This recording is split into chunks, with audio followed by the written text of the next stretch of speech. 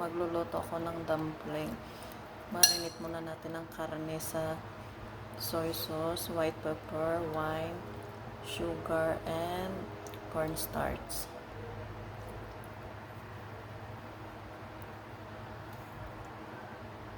Tapos, mix lang natin ito sila. Lagyan natin ng sesame oil. Tapos, lagyan din ng oyster sauce.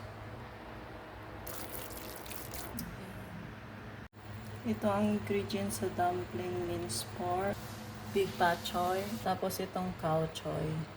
Ayan, kumulo na yung tubig. Ilagay natin itong gulay. Mabilis lang yan paglagay, kunin din agad para hindi siya ma-overcook. Yan, okay na ito siya, mabilis lang. Tapos set aside natin.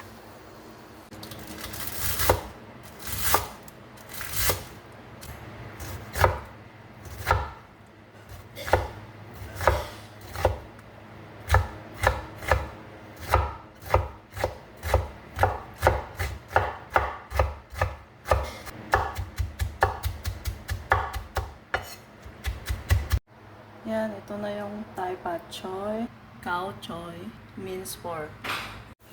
Itong cow choy. Tapos itong pak choy.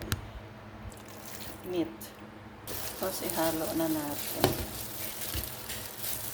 Ayan.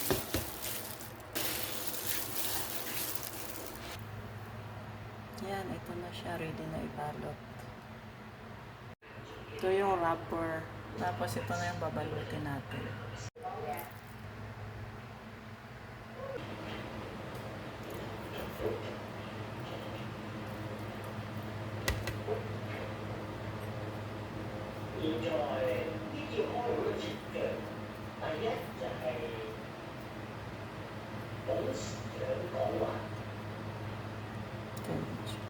Ayan, ito na yung aking dumplings.